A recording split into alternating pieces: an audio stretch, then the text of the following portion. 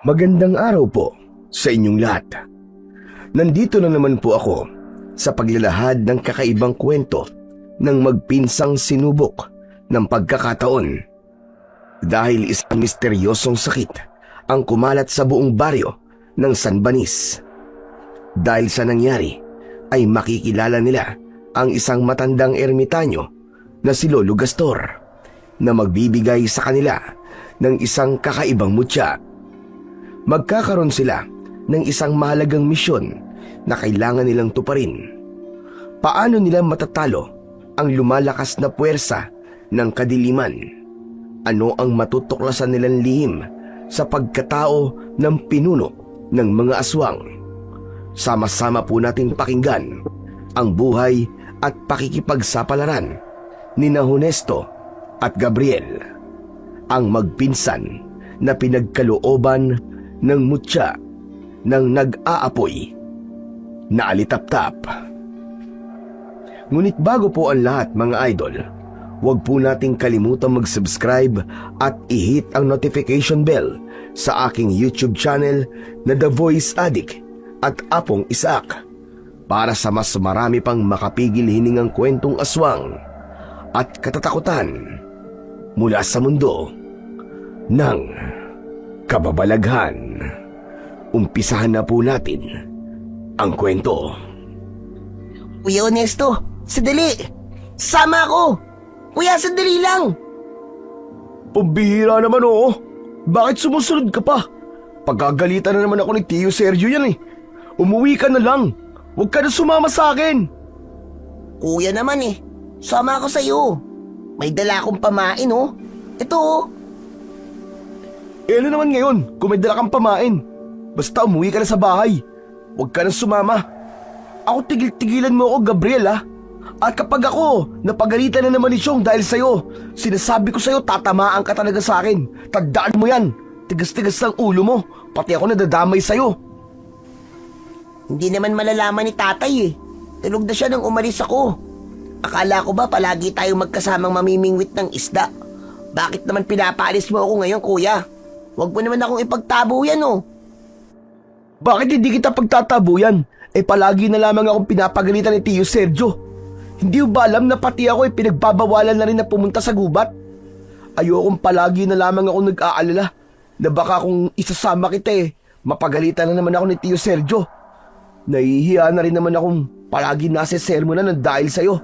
Saka, hindi ka naman nagpapaalam ng maayos kay Chong Kaya, palaging ako nasa sermonan.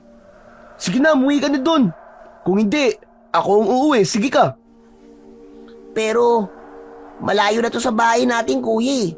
Hindi na ako makakabalik sa bahay mag-isa dahil masyado nang madilim. Tapos, dadaan pa ako ng kakauyan. Kaya nandito na lang din naman ako. Magkasama na tayo. Kahit ngayon lang, kuya. Payagan mo na ako sumama sa'yo na manghuli ng isda. Sige na, please. Ay nako, pambihira naman talaga oh. Kapag hindi ka talaga nasura. Ay, nakakainis. Kung bakit ba naman kasi sumunod-sunod ka pa rito Tinakasan na nga kita Humabol ka pa rin. Paniguradong ako na naman ang malilintikan nito. Kahit kailan talaga pasaway ka, Gabriel. Sige na, Kuya Honesto. Gustong gusto ko rin naman tumambay sa puno ng dao dahil sa mga alitap-tap na nakikita ko ron. Sige na, nakikiusap naman ako sa'yo, Kuya Honesto. Isama mo na ako doon. Ay nako, may magagawa pa ba ako? Pambihira naman oo. Tara na nga. Halos magtatatalon sa tuwa ang may 10 taong gulang na si Gabriel nang pumayag ang pinsan niyang si Honesto para isama siya sa gitna ng kakauyan. Malapit lang sa ilog na madalas nilang pagtambayan yon para mahuli ng isda. Masigla ang kanyang hakbang na nakasunod siya kay Honesto habang bitbit nila ang kawil na ginagamit nilang panghuli ng isda. Gawa ang kanilang kawil sa maladaliring sukat ng kawayan. May tamsi o nylon na konektado sa kawil. Maya-maya pa ay narating ng magpinsan ang kinaroroonan ng puno ng dao. Mula sa kanilang kinatatayuan ay tanaw na nila ang nagliliwanag na ilaw ng mga alitaptap Masarap yon sa kanyang pakiramdam. Parang nawawala ang kanyang problema sa tuwing nakikita ang magandang tanawin. Habang ang lagaslas ng tubig ay tunay na malamusika ang dating sa kanya. Kakaiba ang itsura ng kinatatayuan ng puno dahil nag-iisa lang itong nakatayo sa gitna ng malawak na damuhan. At sa tuwing pumupunta sila roon, palagi silang maraming inuuwing isda. Kaya naman, madalas na silang pumupunta sa tabi ng ilog. Sa isang liblib na baryo ng San Banis ay matatagpuan ang pinakamatandang puno ng dao. Sagana sa ilog at pananim na gulay ang lugar. Ngunit sa kabila ng kagandahan ng baryo, ang mga tao na nakatira rito ay palaging mga nagtatalo-talo. Ayaw magpalamang sa bawat isa, kaya nauuwi sa rambol o gulo. Kung minsan ay pinagsisimulan pa ng rayot sa kanilang lugar, madalang ngumiti ang mga tao rito. Palaging nakasimangot at mainitin ang ulo. Madalas din ng pambubuli sa kapwa kababaryo nila. Kaya kung mahina ang loob, ay walang puwang para lumaban. Kaya naman, ang baryo ng Sambanis ang pinaka-iniiwasan lugar sa buong probinsya sa lugar na yon. Gabriel, ano ba? Ano bang tinatayo-tayo mo dyan? Maupo ka na, saka mo lang tingalain yung mga alitap-tap sa itaas ng puno. At kapag nakahuli na tayo ng isda, ay uuwi na rin tayo. Ayoko mapagalitan na naman ni Tiyo nang dahil sa'yo, mambihira ka talaga, oo. Wala nang nagawa si Gabriel, kundi ang ibaling ang atensyon sa upuang nasa tabi ng kanyang pinsan na si Honesto. Nagsimula na itong maglagay ng pain sa kawil at tahimik na inilaylay yon sa tubig. Kapag nanguhuli na sila ng isda, hindi na sila nagsasalita para hindi mabulabog ang mga isda.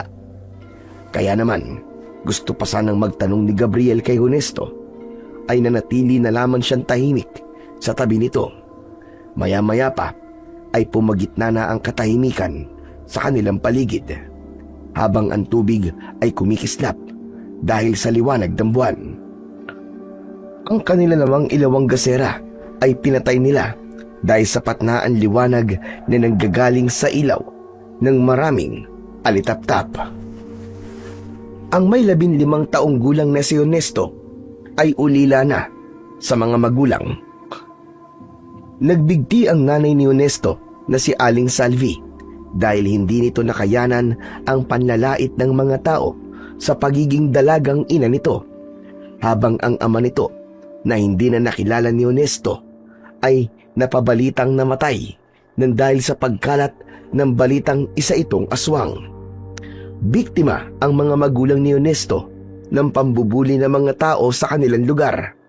Kaya magmula ng araw na yon ay hindi na pinag-usapan ng mga tao ang ama ni Honesto.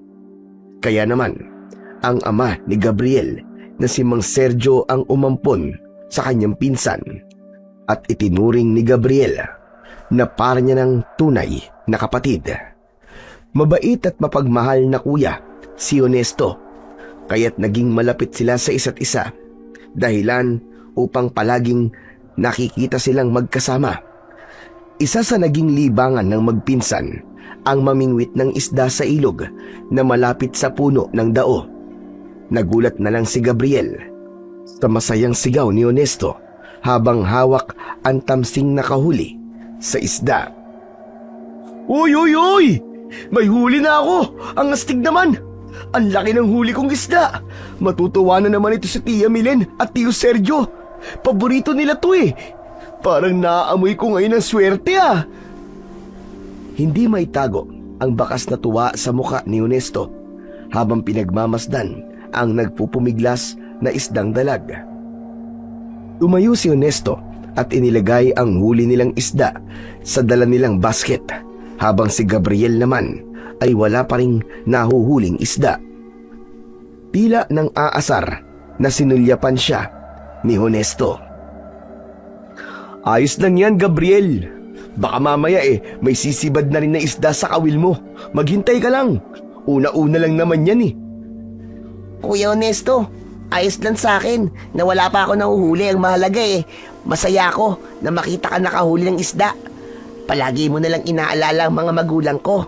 Palagi mo silang iniisip bago ang sarili mo. Ano ka ba naman, Gabriel? Siyempre naman. Para ko na rin silang totoong mga magulang, no? Mahal na mahal ko kayo. Pati ikaw.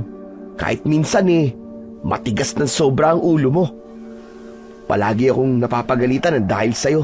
Pero ayos lang yun. Alam ko naman na para rin sa ating dalawa yun. Ayaw nilang mapahamak tayong dalawa. Lalo na ngayon na marami nang napapabalitang tungkol sa mga nawawalang tao sa baryo natin.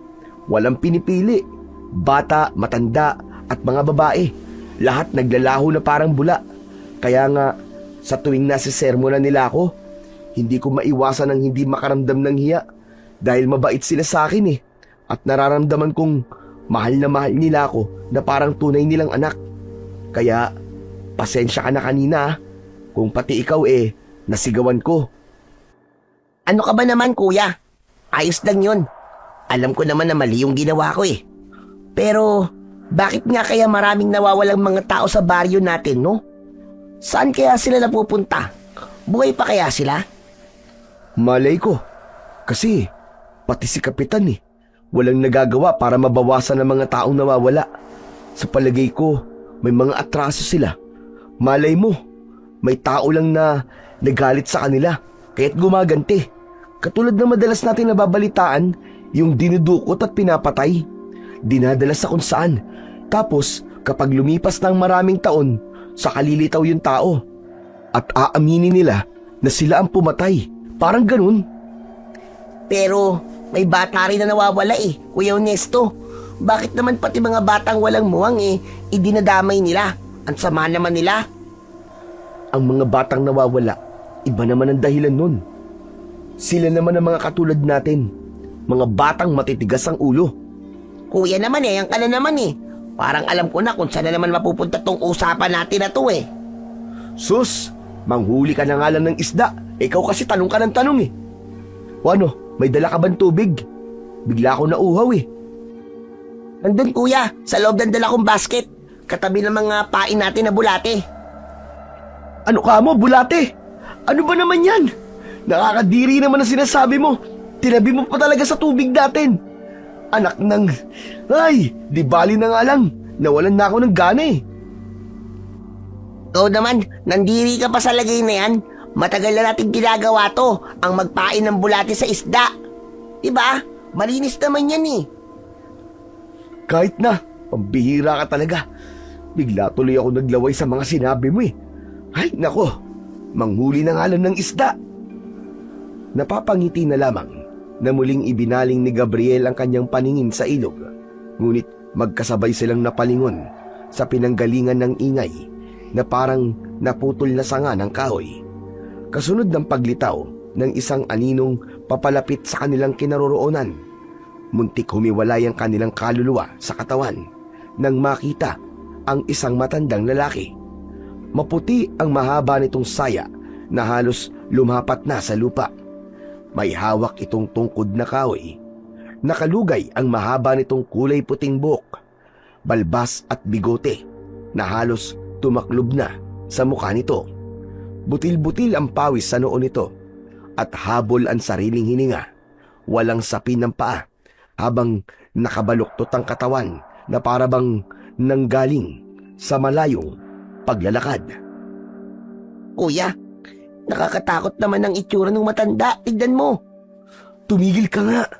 Baka mamaya marinig ka niya Pabulong na saad ni Ernesto habang hindi inaalis ang paningin sa matandang lalaki na patuloy ang paglakad papalapit sa kanilang kinatatayuan. Habang ang ingay na nililikha nito sa natutungtungang tuyong dahon ay nagmistulang kilabot sa kanilang pakiramdam. Hindi alam ni Gabriel kung saan lumitaw ang matanda. Basta't napansin na lamang nila itong papalapit sa kanila.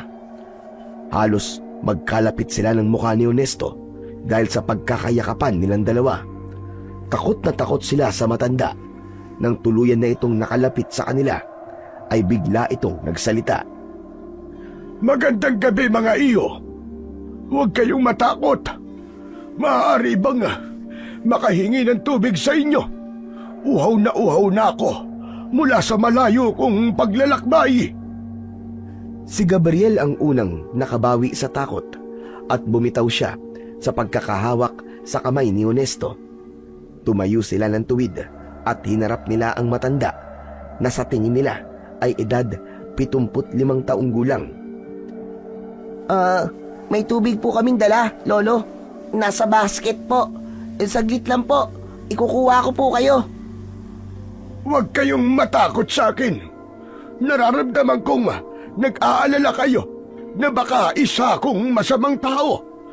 At totoo, madalas din akong tumatambay sa punong ito. At hindi ako makapaniwalang narating nyo ang lugar na ito. Hala sige iyo, ikuha mo na ako ng tubig at kanina pa talaga ako nauuhaw. Mabilis na kinuha ni Gabriel ang maliit na boteng may laman na tubig sa loob ng basket. Saka iniabot yon sa matanda. Tinanggap nito ang tubig, saka mabilis na ininom.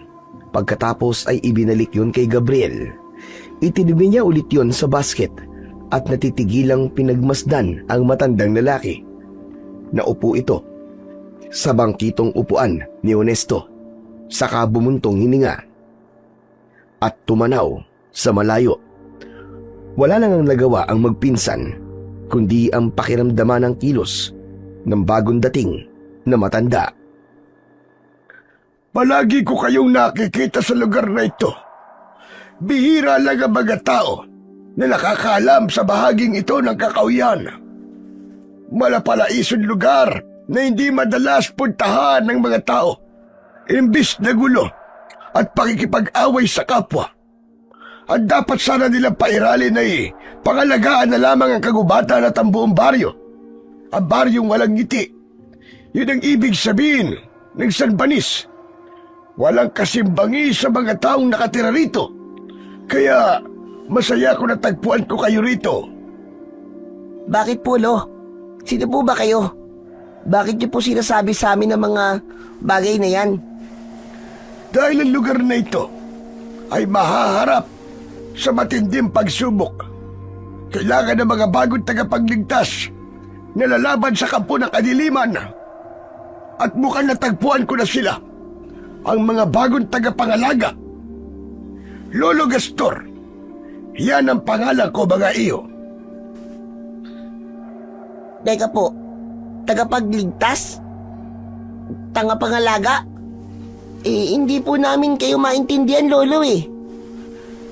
Sa tamang pagkakataon, malalaman nyo kung sino ang mga tinutukoy kong bagong tagapagligtas.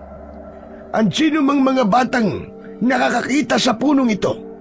Ang siyang nararapat na mga laga sa kakaibang kapangyarihan. Teka, hindi po namin naiintindihan ang mga sinasabi niyo, Lolo Gastor eh. Kaya kung maaari po sana, naku Lolo Gastor, pasensya na po umalis na po kayo. Pero naiilang po kami sa inyo eh. Kasi ngayon lamang po namin kayo nakita at nakilala tapos ganyan na po kagad ang mga sinasabi niyo sa amin. Naiintindihan ko nararamdaman nyo. Sa pagsapit ng takdang oras, malalaman nyo kung ano ang ibig sabihin ng mga sinasabi ko ngayon. Gusto ko lang makasigurong natagpuan ko na nga ang mga bagong tagapagligtas. O siya, sige, mag-iingat kayo sa inyong pag-uwi. Aalis na ako. Maraming salamat nga pala sa tubig, Gabriel at Honesto. Magkasabay na nagulat ang magpinsan nang banggitin ni Lolo Gastor ang kanilang mga pangalan. Kaya saktong pagtayo ng matanda ay nagsalita si Gabriel habang bakas ang pagtataka sa muka. Teka, Lolo Gastor, paano niyo po nalaman ang mga pangalan namin? Hindi naman po namin nababanggit sa inyo mga pangalan namin Kagaya ng nasabi ko kanina, palagi ko kayong nakikita sa ilalim ng punong ito. Naririnig ko na tinatawag niyo ang pangalan ng bawat isa. Kaya ko nalaman ang pangalan ninyo.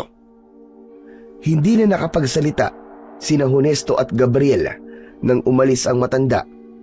Nagkatinginan silang magpinsan dahil sa kanilang pagtataka. Kaya lang, nang muli silang lumingon sa gawin ni Lolo Gastor, ay naglaho na ito na parang bula.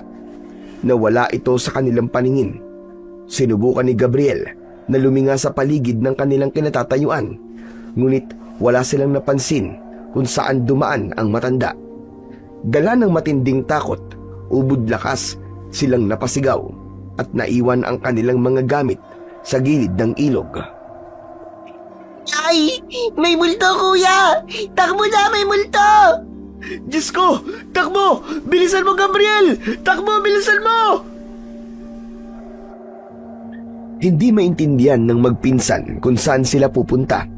Nanginginig ang kanilang katawan at takot na takot sa biglang pagkawala ng matanda.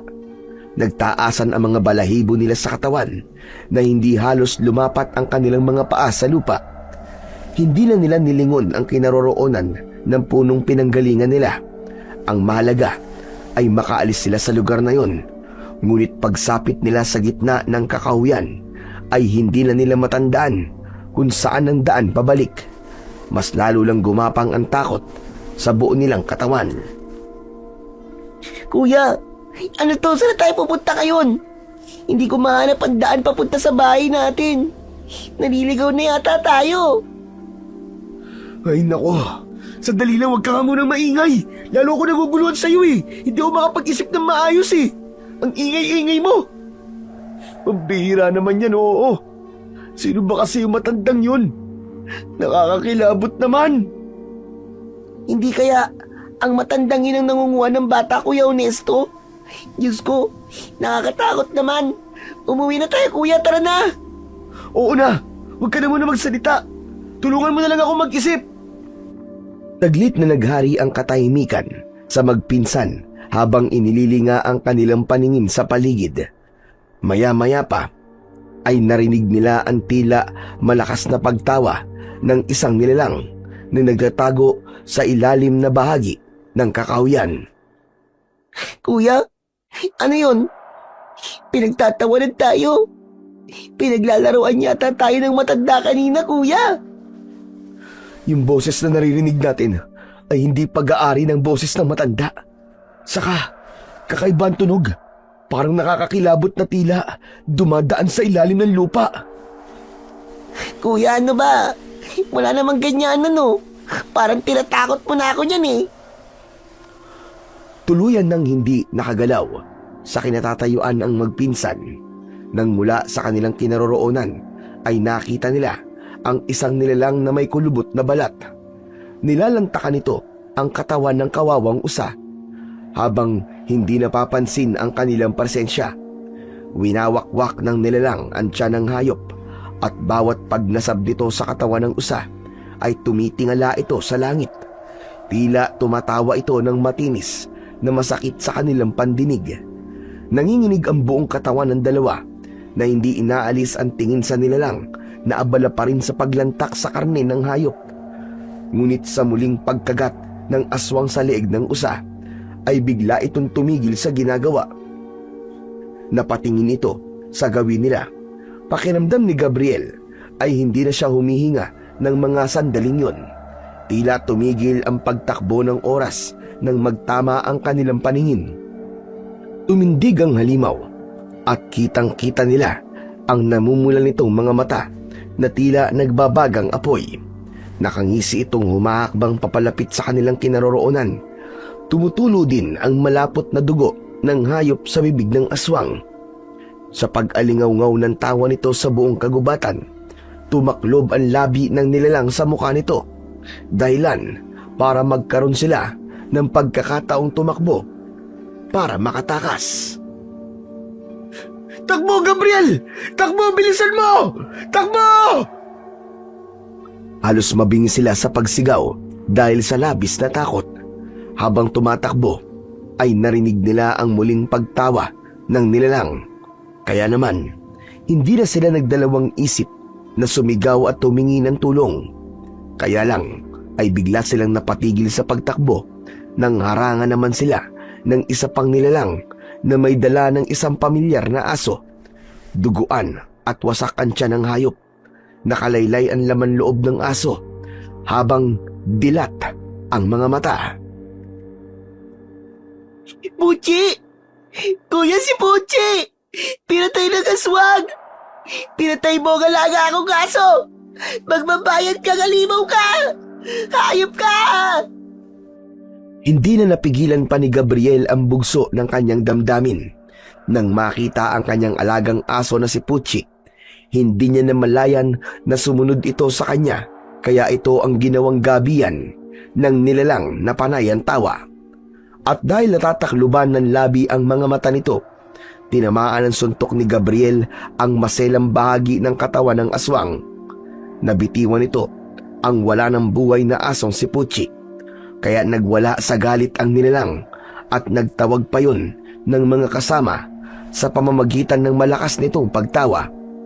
Naramdaman ni Gabriel ang kamay ni Honesto na humihila sa kanyang braso. Hindi niya binitiwan ang malamig na paa ng kanyang alagang aso habang wala siyang tigil sa pag-iyak. Halika na, Gabriel! Ano ka ba? Umalis na tayo! Wala na tayong magagawa! Patay na si Puchi! Tara na! Kuya, kawawa naman ang aso ko! Pinatay lang halimaw na yan! Wala na tayong magagawa! Kaya tara na! Halos kalad ka rin ni Honesto si Gabriel papalayo sa nilalang na muling nawala ang labing tumataklob sa mga mata nito. Para itong hyena habang gumigiri sa paglapit sa kanila. Mas nakakatakot ang anyo nito nang maglakad ito ng pagapang habang walang tigil sa pagtawa. Ang malalagari nitong mga ngipin ay nagpakilabot sa kanilang nararamdaman. Maya-maya pa ay dumating na rin ang isa pang nilalang, kasunod ng 3 pang aswang na nakapalibot sa kanilang kinaroroonan. Isko, anong klaseng nilalang ang mga yan? Masama to. Napapalibutan nila tayo, Gabriel. Bitiwan mo na kasi katawan ni Puchi. Wala na tayong magagawa sa kanya. Patay na siya. At kung hindi tayo makatakas sa kanila, tayong dalawa naman ang sunod nilang papatayin. Maniwala ka. Humanda mga aswang na yan, Kuya Honesto. Papatayin ko ang pumatay sa alaga ko si Puchi. Tumigil ka. Anong laban natin sa mga aswang na yan, ha? Nag-iisip ka ba? Sa pagtayo ni Gabriel ay biglang umatake sa kanila nang sabay-sabay ang mga nilalang na nakapalibot sa kanila. Wala silang madaanan, kaya't kinailangan nilang pagtulungan labanan ang mga nakaharang na aswang. Saktong nasugatan si Gabriel sa braso nang dumating ang matandang si Lolo Gastor. Matapang itong sumigaw at pinagpapalo ng hawak nitong tungkod ang mga aswang. Huwag kayong matakot sa kanila. Labanan at sabayan niyo sila. Huwag kayong magpakita ng kahit na konting kahinaan dahil mas lalo lamang silang magiging agresibo. Kahit nagulat ang magpinsan, ay sumabay sila sa matanda habang nakikipaglaban ito sa mga aswang. Natigilan ang mga to nang mangibabaw ang boses ni na Gabriel at Honesto, dala ng kakaibang sakit na nararamdaman ng mga aswang mula sa tama ng tungkod. Kumaripas sa mga ito ng takbo at naglaho sa madilim na bahagi ng kakawyan. Nang sumulyap sila sa kinatatayuan ng matanda, ay nahuni nilang nakaangat ang tungkod nito na tila ba isang makapangyarihang sandata na nagpatiklop sa mga nilalang. Sumama kayong magpinsan sa akin! Teka, sandali lang po, Lolo Gastor. Bakit naman po kami sasama sa inyo? Hindi naman po namin kayo lubusang nakikilala. Pagkatapos po ng mga nangyari sa amin ngayon, nakakatakot na po magtiwala sa taong ngayon lang namin nakilala. Tama po si Kuya Honesto, Lolo Gastor. Nakita po namin nang bigla po kayo nawala kanina. Mabilis po kayong umalis. Tapos bigla-bigla na lamang po kayo sumusulpot kahit saan.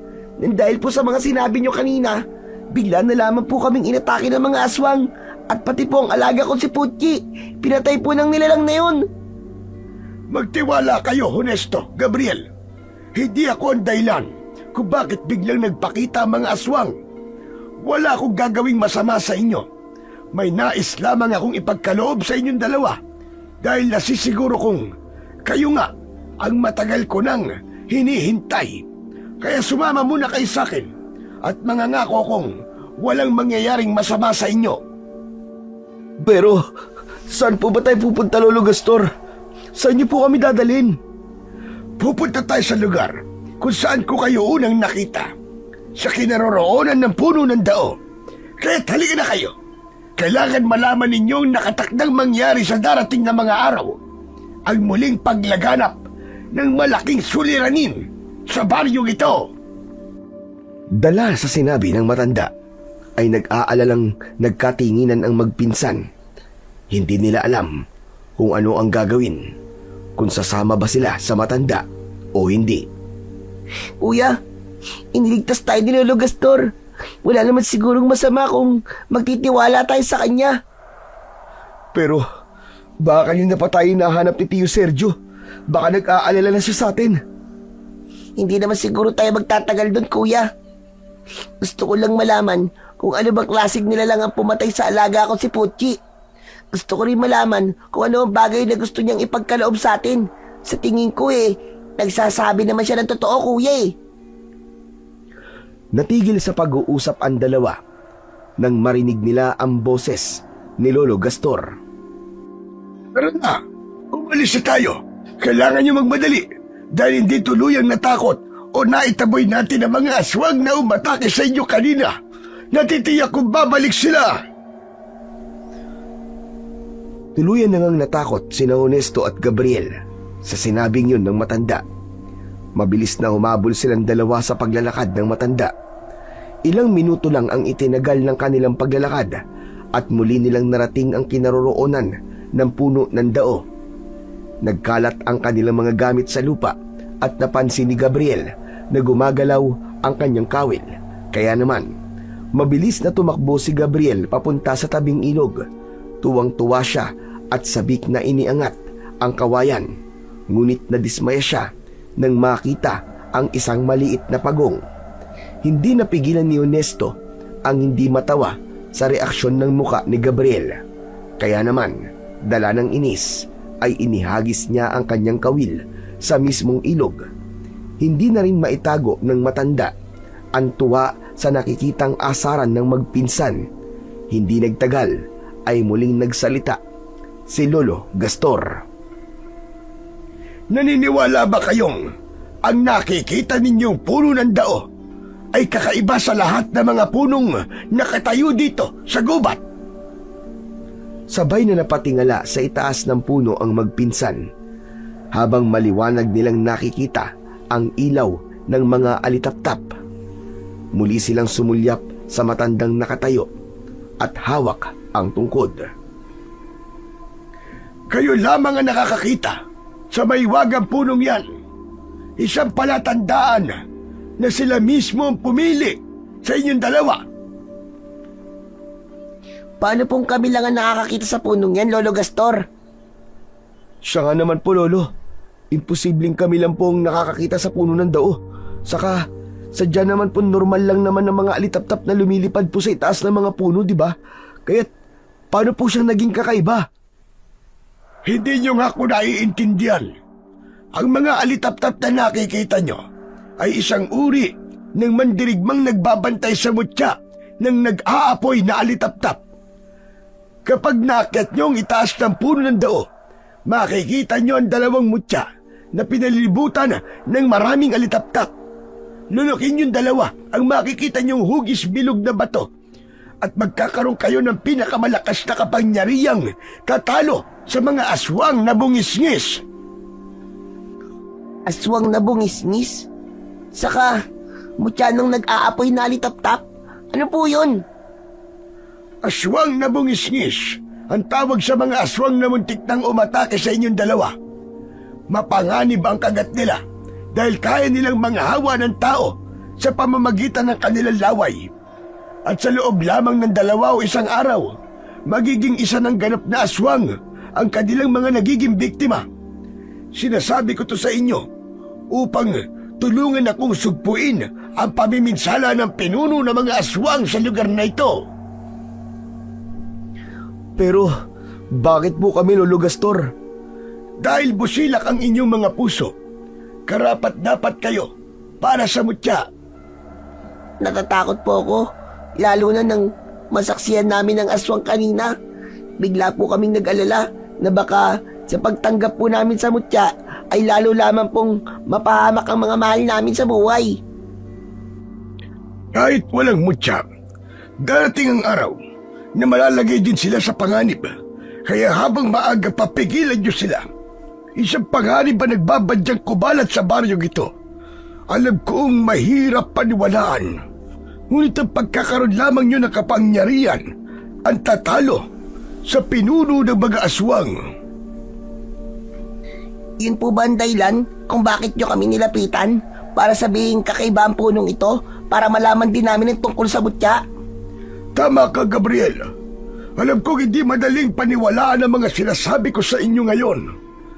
Kung hindi pa rin kayo naniniwala, bukas ng umaga, bumalik kayo sa lugar na ito at malalaman niyo ang buong katotohanan sa mahiwagang punong ito. Pero bago yun, kunin niyo ang 2 mutya ng nag-aapoy na alitaptap. Magtiwala lamang kayo sa akin at matutulungan kayo ng mutya sa papalapit na pagsubok na kakaharapin ng baryong ito. Hindi na nagsalita ang matanda. Sa halip ay itinuro nito na akyatin nila ang puno. Naunang umakyat si Honesto na sinundan naman ni Gabriel. Agad silang nakarating sa itaas ng puno. Nakita nila ang mas malakas na liwanag ng mga alitaptap sa isang bahagi ng sanga.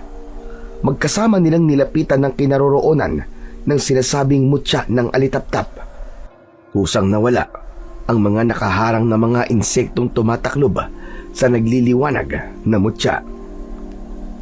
Kuya, baka ito na ang sinasabing mutya ni Lolo Gastor.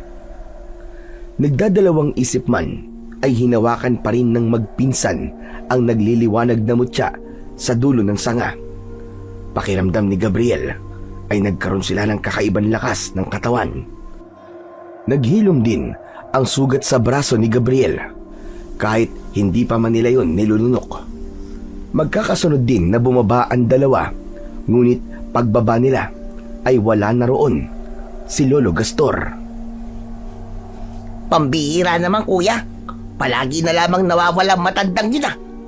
Saan kaya siya nagpunta? Marami pa naman akong gustong itanong sa kanya.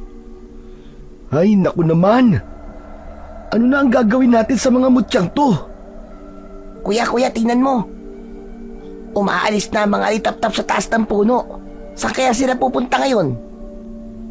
Tigilan mo na nga muna ang katatanong, Gabriel.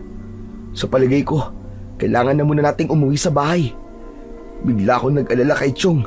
Baka sumunod siya sa atin dito. Anong gagawin natin sa mutya, kuya?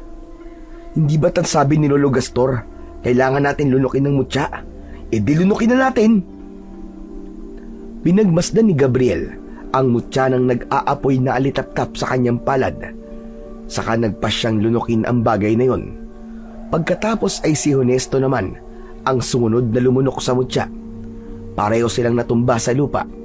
Naramdaman nila ang paggapang ng malakas na enerhiya sa kanilang katawan. Sumakit ang kanilang dibdib at kapwa nila nakita ang malakas na liwanag na bumalot sa kanilang kamao. Ngunit pagkalipas ng ilang sandali ay biglang gumaan ang kanilang pakiramdam. Para silang lumulutang sa hangin. Kuya, akala ko katapusan ko na. At sakit ng naramdaman ko kanina, grabe. Baka may laso ng mutya na to ah. Sa palagay ko, Gabriel, hindi laso ng mutya, kundi nagkaroon tayo ng kakaibang lakas sa katawan. Nagsasabi nga ng totoo si Lolo Gastor. Kaya lang, bigla akong nag-alala dahil hindi natin alam kung gaano kahirap ang mga pagdadaanan natin pagsubok kapalit ng misyon. Saglit na naghari ang katahimikan sa kanilang paligid bago muling nagsalita si Honesto. Tara na, iligpit na natin ang mga gamit natin at uuwi na tayo. Mabuti pa nga kuya. Bigla kasi akong kinilabutan sa paligid natin eh. Mabilis nilang naihanda ang kanilang mga gamit. Bitbit ang kawil at ang nag-iisang huli ni Honesto.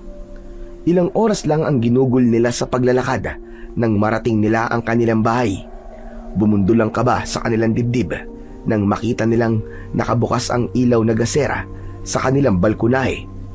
Hindi nila alam ang kanilang gagawin dahil natitiyak nilang alam na ni Mang Sergio ang ginawa nilang pagpunta sa kakawyan, kung saan ay mahigpit nitong pinagbilinan na huwag silang pumunta sa gubat, lalong-lalo na kapag gabi na.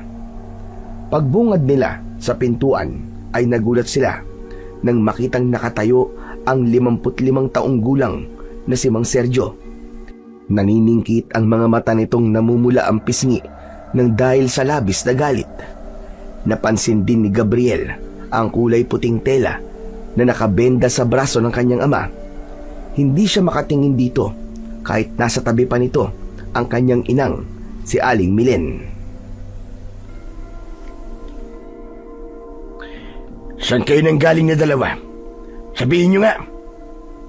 Tay, pasensya na po. Tumakas na naman po ako sa inyo. Wala pong kasalanan si Kuya Ernesto. Hindi po niya alam na sumunod po ako sa kanya sa gubat. Huwag mo nang ipagtanggol si Ernesto, Gabriel. Dahil pareho kayong may kasalanan. Lalong-lalo ka na, Ernesto. Maigpit kong ibinilin sa'yo na huwag kayo pupunta sa kakawyan, di ba? Paano na yan? Inabala ko lahat ng mga tanod sa paghanap sa inyo. Hinanap kayo at muntik ako mapahamak. Biglang may umatake sa akin na hindi ko man lang nakita kung anong klaseng nilalang. Kaya't napilitan akong humingi ng tulong sa mga tanod. Pinagkalala nyo kami. Ang titigas talaga ng mga ulo ninyo. Chong, pasensya na po talaga kayo. Gusto ko lang naman pong hulihan kayo ng paborito niyong isda eh. Hindi na po mauulit. Talagang hindi na mauulit. Wala akong pakialam sa isda, Ernesto. Ang gusto ko, makinig kayo sa mga sinasabi ko. Dahil sa oras na banyapuan kayo na masasamang nilalang na nagtatago sa kabundukan. Aba, hindi ko na alam kung saan kayo pupulutin. Nakikita niyo ba ang sugat ko sa braso? Ito! Ito na pala ako sa paghalap sa inyo. Akala ko nilapala kayo ng mababangis na hayop doon sa gubat. Masyado na yata ako nagiging mabait sa inyo. Kaya hindi na kayo marunong pagsabihan. Pasensya na po, Tay. Patawarin niyo po kami. Talagang hindi na po mauulit. Pasensya. Talagang hindi na mauulit. Dahil hindi na muna kayo lalabas ng bahay hanggat wala akong sinasabi. Patawarin niyo na po kami, Chong. Hindi ko mapapalampas ang katigasan ng ulo nyo. Kaya huwag na kayong humingi ng tawad. Dahil hindi naman kayo marunong magtanda. Paulit-ulit nyo pa rin ginagawa eh. Hala sige, pumasok kayo sa loob ng kwarto nyo. Saan ba talaga kayo nang galing? At ganyan ang mga amoy nyo. Teka, sandali lang. Napansin nyo ba si Puchi? Abay, kanina ko pa hinahanap at papakainin sana ni Milin eh. Wala na sa kanyang kulungan. Baka naman sumunod sa inyo yun. Matagal na hindi nakasagot ang dalawa at walang masabi sa kanyang ama dahil ayaw niyang malaman ito ang nangyari kay Puchi. Ano? Tatayo na lamang ba kayo dyan dalawa? Wala man lang ba kayo sasabihin kung nasan si Puchi? Tay, wala na po. Baka gumala lang po sa kapitbahay natin si Puchi. Sige po, papasok na po kami sa loob ng kwarto. Tila na konsensya si Gabriel dahil napagalitan na naman si Ernesto nang dahil sa kanya. Wala silang imikang dalawa nang makapasok sila sa loob ng kanilang silid.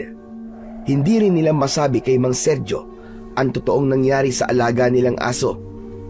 Dinig na dinig naman daw ng dalawa ang pagtatalo ng mag-asawa tungkol sa madalas na pagtakas ng magpinsan sa mga ito. Inihiga ni Gabriel ang kanyang katawan sa katre na gawa sa kawayan. Hindi lang nila namalayan kung paano silang nakatulog. Kinabukasan ay napabalikwas ng bangon si Gabriel nang marinig nila ang malakas na sigawan ng mga tao sa labas ng kanilang bakuran. Pagbangon niya ay nakita niyang nakasilip sa bintana si Ernesto. Kuya, ano nangyayari? Galit na galit ang mga tao dahil napahamak ang kanilang kaanak. Ang huli kong narinig may natagpuan na naman doon na patay sa kakawyan. Pero ang alam natin, mga hayop lang ang pinapatay ng mga nilalang na yon. Ano kayang nangyayari sa baryo natin, kuya? Hindi kaya ang mga nabiktima kagabi ang mga tanod na naghanap sa atin? Kapag nagkataon, lagot tayo kay Tiyo. Saka, kasalanan natin kapag may nangyaring masama sa kanila. Diyos ko, tulungan niyo po kami. Sana, mali ang hinala ko. Magkakasunod na paglunok ng laway ang nagawa ni Gabriel. Nag-aalala siya at hindi kakayanin ng kanyang konsensyang may namatay nang dahil sa kanila. Hindi nga nagtagal ay biglang pumasok sa loob ng kanilang kwarto ang galit na si Mang Sergio. Nakita niyo na! Nakita niyo na! Narinig niyo ba kung ano ang mga nangyari sa mga tanod na naganap sa inyo kagabi? Inatake sila ng mga aswang at malala ang sugat sa katawan. Merong mga namatay at lahat sila galit na galit sa inyong dalawa. Kayo ang sinisisi ng mga pamilyang naulila. Kundi raw dahil sa inyong dalawa, marahil daw hindi napahamak ang kanilang pamilya. Napahagulgol ng iyak si Gabriel. Parang pinipiga ang kanyang dibdib sa mga narinig niya mula sa kanyang ama. Kahit na humingi sila ng tawad sa mga pamilyang namatayan, ay natitiyak nilang masasaktan lamang sila sa sasabihin ng mga yon. Kaya wag na muna kayong lalabas ng bahay, parang awa nyo na. Baka masaktan pa kayo ng mga tao. May mga ilang kamag-anak na nasugatan ang nakita kong umaali-aligid sa palibot ng bahay natin. Ang laki ng gulong nilikha nyo. Sa palagay ko, ay kasalanan ko rin eh. Sana, hindi ko na lang ipinaubaya sa kanilang paghanap sa inyo. Kung hindi naman sana ako inatake ng mga hayop na yon, hindi sana nangyari to sa atin. Pero wala po kayong kasalanan, Chong. Kami po ang dahilan kung bakit marami po nasaktan. Marami po ba sugatan, tay? Oo, at dalawang namatay. Nahinto sa pagsasalita si Mang Sergio nang hindi nito mapigilan ang hindi matawa. Kahit wala naman dahilan para matawa. Nagkatinginan silang dalawa ni Honesto at bumalot ang takot sa kanilang dibdib dahil ang tunog ng tawa ni Mang Sergio ay may hatid na kilabot sa kanilang pandinig. Tay, ano po nangyayari sa inyo? Bakit po kayo tumatawa? Para po kasing katunog ng aswang na bungis-ngis eh. Hindi ko rin alam, anak, kung bakit hindi ko mapigilan ng hindi matawa. Saka, kagabi pang masakit ang sugat ko. Nag-aalalang lumapit si Honesto sa tabi ng kanyang ama at tinignan ang sugat nito sa braso. Kaya naman, hindi na rin napigilan ni Gabriel ang hindi tignan ang sugat ng kanyang ama. Tinanggal nila ang benda sa braso nito. Halos magulat sila sa itsura ng sugat ni Mang Sergio. Nangingitim na ang palibot ng sugat. Mayroon dalawang malalim na butas sa laman nito at napansin din ni Gabriel na mataas na ang lagnat ng kanyang ama. Hindi niya na napigilan ang kanyang sarili at mahigpit niyang niyakap ang kanyang ama. Patawarin niyo po ako, tay. Dahil po sa akin, kaya po kayo nasugatan. Hindi ko po alam kung anong gagawin ko kapag may nangyaring masama po sa inyo. Hindi po namin nakalain na aabot po sa ganito ang pagsuway namin sa inyo, tay. Bakit ka ba umiiyak? Hindi pa naman ako mamamatay ha. Maliit lang naman ang sugat ko at malayo sa bituka to. Kasi po, Chong, alam po namin ang tungkol sa mga aswang po na bungis-ngis eh. Kagabi po, bago kami umuwi, inatake po kami ng aswang na bungis-ngis. Mabuti na lang man po at may nagligtas po sa amin. Saka, nadisgrasya rin po si Pucci. Muling umalingaw-ngaw ang hindi maipaliwanag na pagtawa ni Mang Sergio na mas lalong nagdulot ng matinding pag-aalala para kay Gabriel. Si Honesto naman ay ibinalik ang benda sa braso nito. Maya-maya pa ay nagpaalam si Mang Sergio na kakausapin ang mga tao sa labas ng kanilang bakuran. Nang lumabas na ang kanyang ama sa kanilang silid, ay saka siya kinausap ni Honesto. Bakas sa mukha nito ang labis na pag-aalala. Gabriel, sa tingin ko, aswang na bungis-ngis ang nakakagat kay Chong. at hindi malabong mangyaring may hawa na siya ng aswang ngayon. Diyos ko po.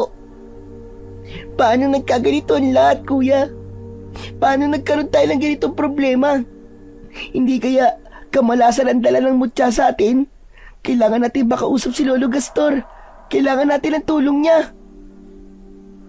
Sa ngayon, kailangan natin gumawa ng paraan kung paano natin malalabanan ng mga aswang at kung paano natin maililigtas si Tio Sergio. Kuya, tulungan mo kami. Iligtas natin si tatay. Tama na nga yung pag-iyak-iyak mo. Para ka namang hindi lalaki. Kailangan natin magpakatatag ngayon. Dahil malakas ang kutob kong hindi lang si Tio Sergio ang biktima ng hawa ng aswang, kundi ang lahat ng mga tanod na naganap sa atin kagabi. Panigurado yun.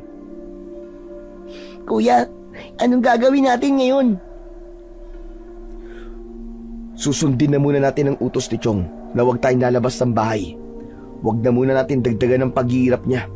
Ngunit kasabay nun, mag-iisip tayo ng mga plano. Buong araw nga na hindi lumabas ng kwarto ang magpinsan. Hinihintay nilang bumalik si Mang Sergio. Ngunit si Aling Milen lang ang nakikita nilang naghahatid ng pagkain sa kanila. Kanina pa raw hindi bumabalik ang kanyang ama magmula nang lumabas ito para makipag-usap sa mga taong nasugatan din ng aswang na bungisngis. Tuluyang kumalat sa buong baryo ang tungkol sa mga aswang. Kaya naman, takot na ang ilang tanod na magronda sa gitna ng kagubatan. Magmula rin na makausap nila si Mang Sergio ay hindi na nakita ni Gabriel ang kanyang ama. Kaya isang gabi ay narinig na nila ang malalakas na pag-iyak ni Aling Milen sa kabilang silid.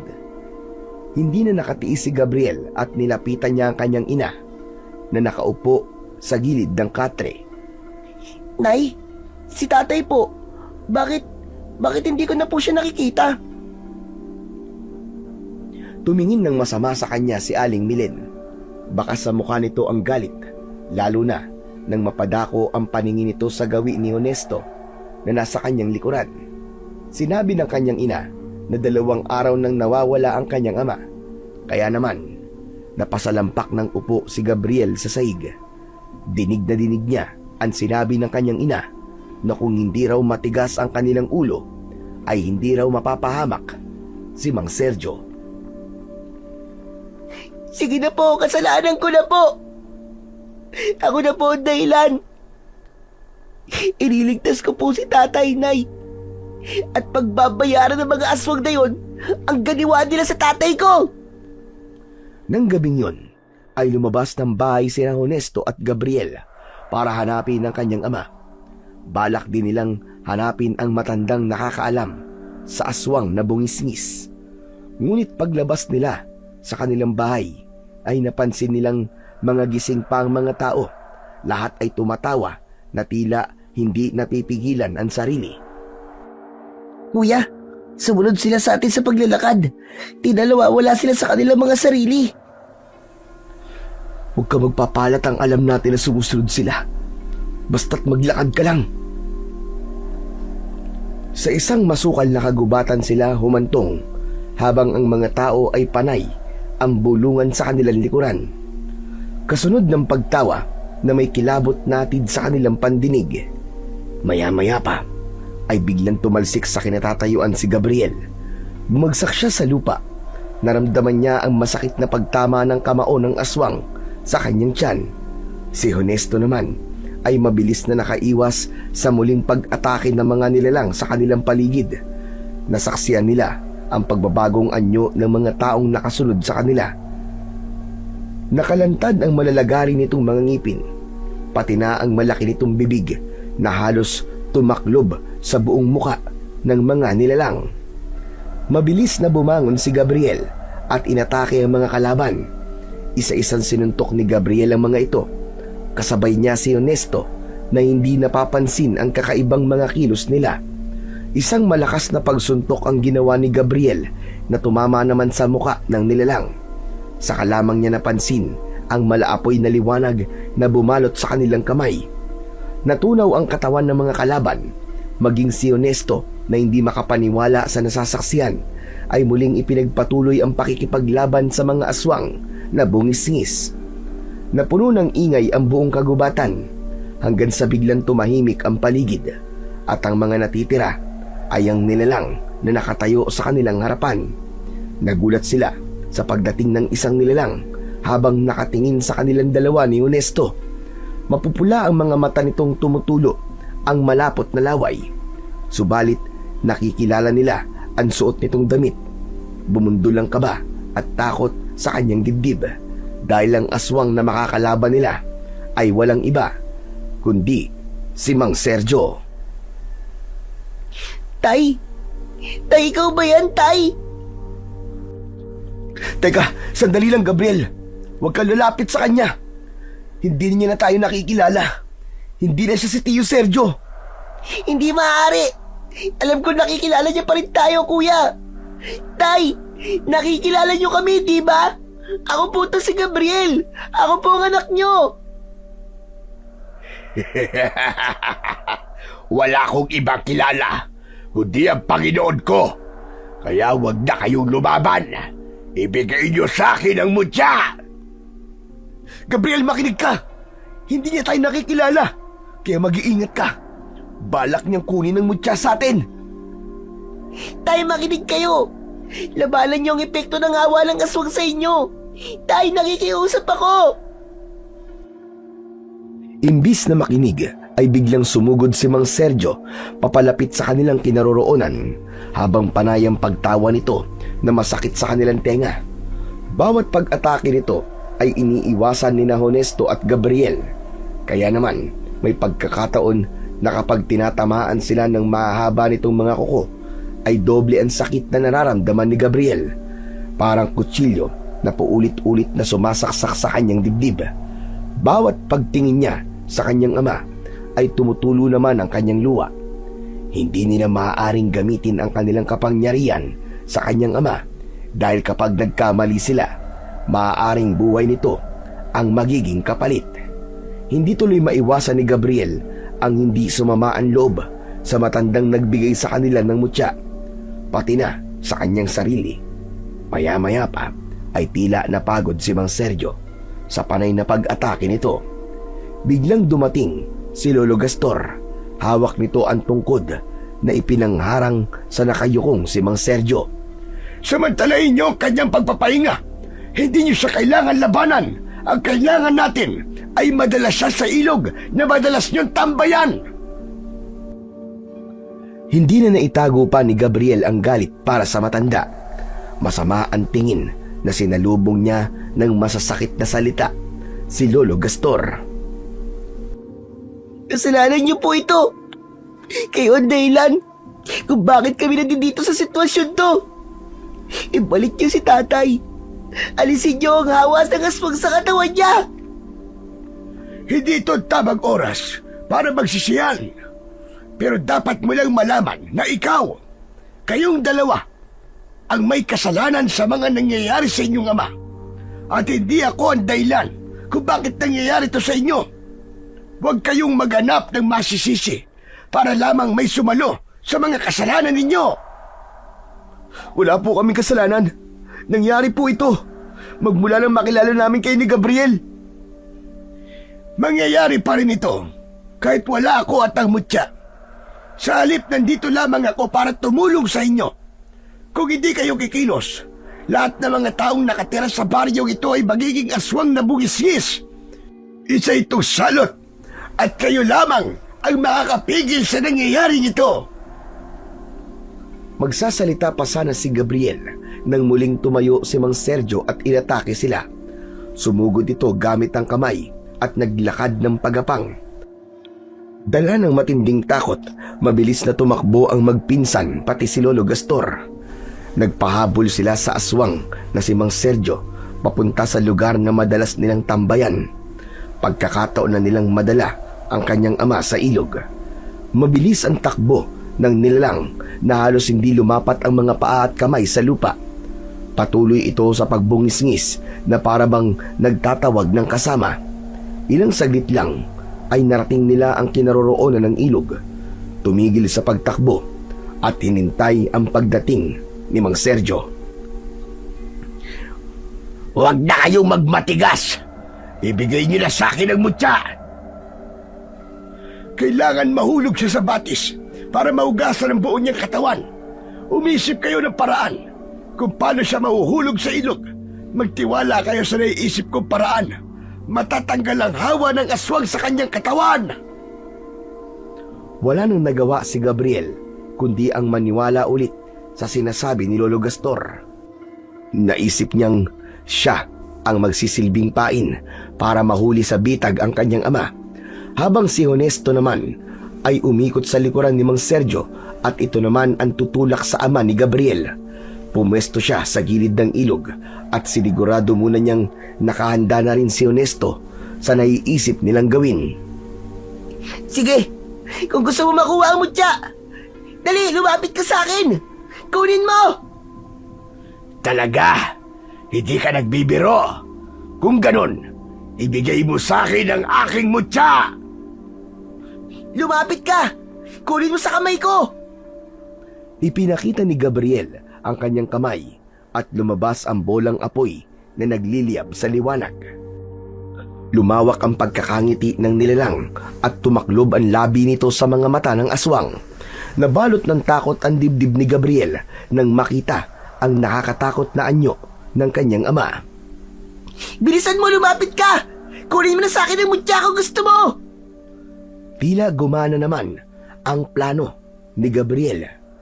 Dahan-dahang humakbang papalapit sa kanyang kinatatayuan si Mang Sergio, habang ang mga mata nito ay nakatingin sa hawak niyang malabolang apoy na kasing liwanag ng ilaw ng alitaptap.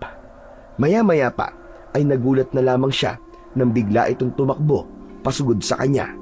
Kasunod ng malakas na pagsipa ni Honesto sa likod ni Mang Sergio, dire-diretso ang kanyang ama sa ilog at umalingaw-ngaw ang galit na galit nitong pag-angil.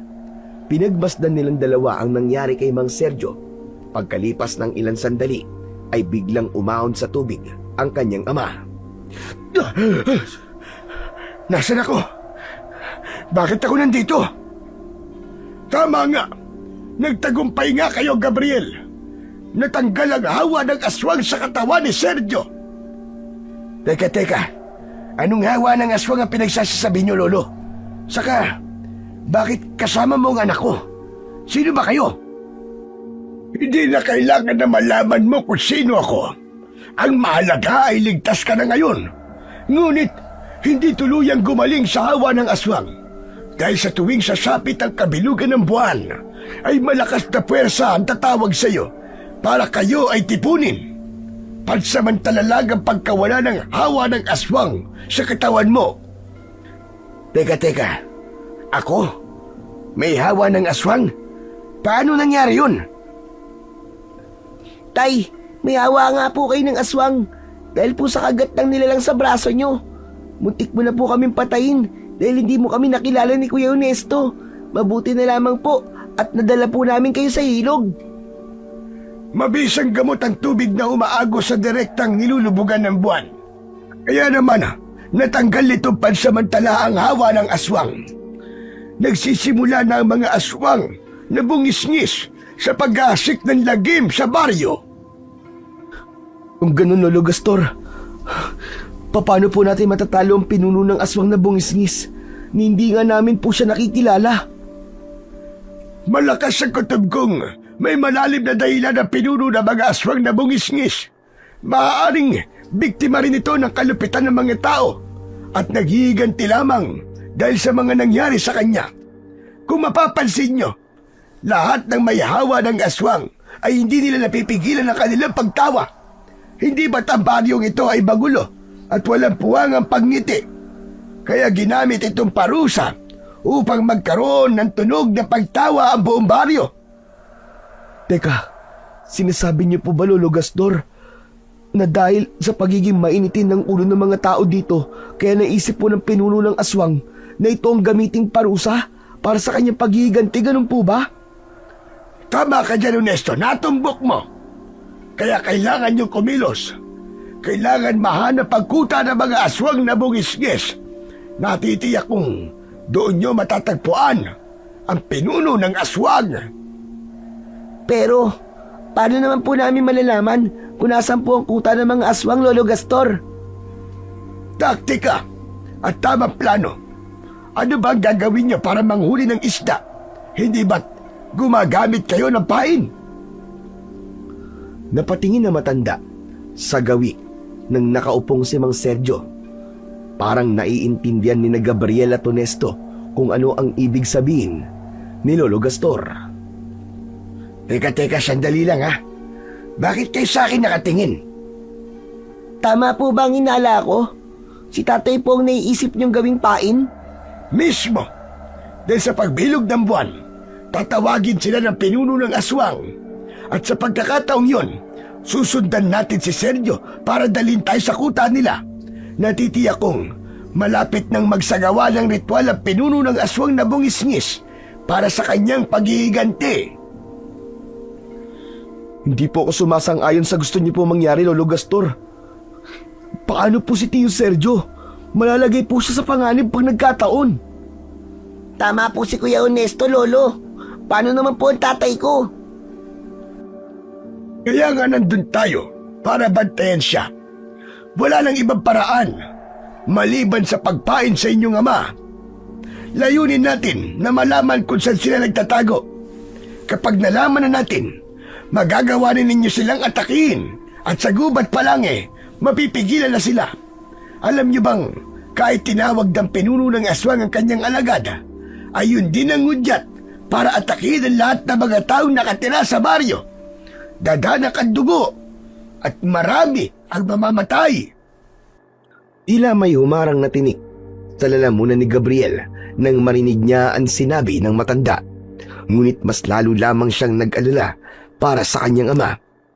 Hindi niya akalain na malalagay sila sa alanganing sitwasyon para labanan ang mas lumalakas na puwersa ng kadiliman.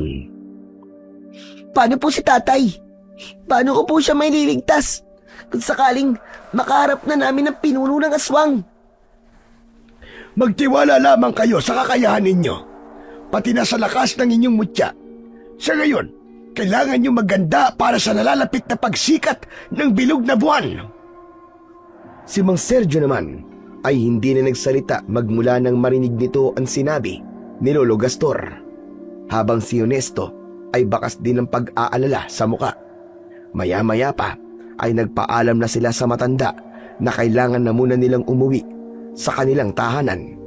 Habang naglalakad, alerto ang kanilang pakiramdam sa bawat paggalaw ng mga halaman sa kanilang paligid. Tila pakiramdam nila ay merong sumusunod sa kanilang nilalang. Ilang minuto lumipas ay narating na nila ang kanilang tahanan.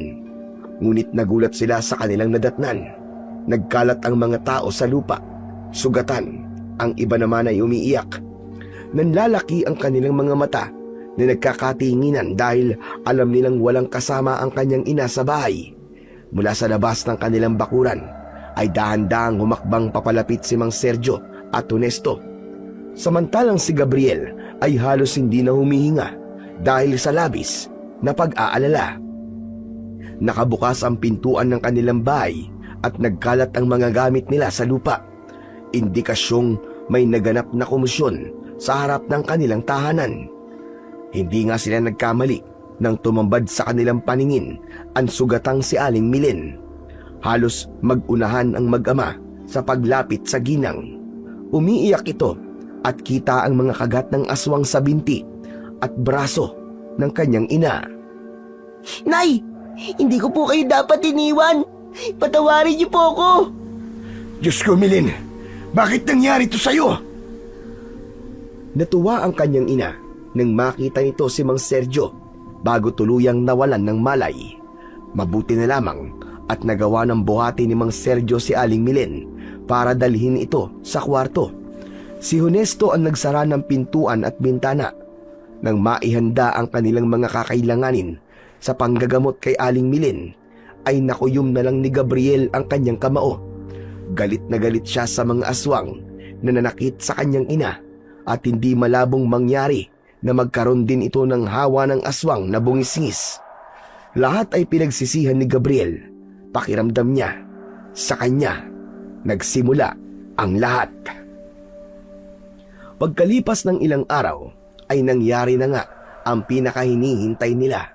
Ang sumapit ang bilog na buwan, ngunit sa pagkakataong yun ay mga magulang mismo ni Gabriel ang naging pain para malaman kung saan nagkukuta ang pinuno ng mga aswang. Hindi nila maaaring igapos ang kanyang mga magulang dahil sa oras na tawagin na ito ng puno ng aswang ay pahihirapan naman ito ng kakaibang sakit sa dibdib, sanhi ng pagkauhaw sa dugo at gutom sa karne ng tao. Mabilis ang hakbang na sumunod sila sa kanyang mga magulang, kasama sina Honesto at Lolo Gastor na hindi inaalis ang paningin sa naglalakad na mag-asawa. Halos maiyak sa sobrang takot si Gabriel para sa kaligtasan ng kanyang mga magulang. Hindi nagtagal ay narating nila ang isang liblib at tagong lumang bahay na gawa sa tabla. Hindi ko alam na may lumang bahay sa gitna ng kakauyan. Teka, sandali lang. Marami na mga dumating na alagad ng pinuno ng mga aswang. May palatandaan na ba kayo sa katawan ng magulang mo, Gabriel? Meron po, Lolo. Nilagyan ko po sila ng pulseras na magsisilbing pagkakakilanlan sa kanila kapag nasaan nyo na silang aswang na bungis-ngis. Magaling ang naisip mong paraan. Ngayon naman, gamitin nyo na ang mutya. Palabasin nyo na sa mga kamay nyo ang malabulang apoy na uubos sa lahi ng mga aswang. Iikot po ako sa kabilang pintuan, Lolo Gastor. Dito po kayo dumaan sa harap at huwag kayong lilikha ng ingay. Mag-iingat po kayo, Lolo Gastor. Lalo ka na, Gabriel, ha? Huwag kang mag-alala. Maililigtas natin sila. Pagkatapos magpaalam, ay nagpalipat-lipat sa mga puno si Honesto. Pumasok ito sa pintuan sa likod ng bahay, habang sina Lolo Gastor at Gabriel naman ay maingat na naglakad papasok sa loob ng lumang bahay. Ang inakala nilang simpleng tahanan ay may lihim pala na lagusan papunta sa isang kuweba. Nagulat sila sa kanilang mga nadatnan. Nakakabingi ang ingay ng mga taong humihingi ng tulong. Pati ang maingay na pagtawa ng mga aswang ay nakadagdag sa kaba ni Gabriel. Nako, ay mga biyag po sila, Lolo Gastor. Sila tatay at nanay. Bakong ano na po nangyayari sa kanila? Ligtas sila, Gabriel. Hindi ko alam na marami na pala silang alagad. Higit sa inaakala ko. Hindi na naituloy pa ni Lolo Gastor ang mga sasabihin nito nang marinig nila ang pag-angil sa kanilang likuran. Nagkatinginan silang dalawa ng matanda bago nilingon ang pinanggagalingan ng boses. Halos manlaki ang kanilang mga mata nang makita nila ang isang nakakatakot na nilalang. Nakadipa ang braso nito habang nakangising tumutulo pa ang malapot nitong laway. Tangkala sanang tatawa ito ng malakas, ngunit maagap na tumalon ng mataas si Gabriel. Saktong pagbagsak niya sa harapan nito ay magkakasunod niyang pinakawalan ang malalakas na suntok na tumama sa muka at tiyan nito. Dahil sa malakas na epekto ng nagliliwanag niyang kamao, bumagsak ito sa lupa habang umaangil hanggang sa tuluyang nasunog ang katawan ng aswang na bungis-ngis. Ngayon ko lang po nauunawaan, Lolo Gastor, na ang kanilang malakas na pagtawa ay pagtawag din po nila ng mga kasama. Pinagsasaluhan nilang lahat ang mga nahuhuli nilang biktima. Kaya naman, sa ganung paraan, kaya po nila magparami ng kanilang mga alagad. Tama ka, Gabriel. Ang kailangan lang natin ay mahanap ang kanilang pinuno. Lolo Gastor, paano po natin makikilala ang pinuno? Meron siyang marka sa noo dahil meron siyang kapangyarihang pulang usok. Yun ang dahilan kung bakit meron kayong kapangyarihang itatapat sa kanya. Halika na, kailangan natin makita si Honesto. Muli nilang ipinagpatuloy ang paglalakad papasok sa loob ng kuweba. Natanaw ni Gabriel na nagtatago sa kabilang pader si Honesto.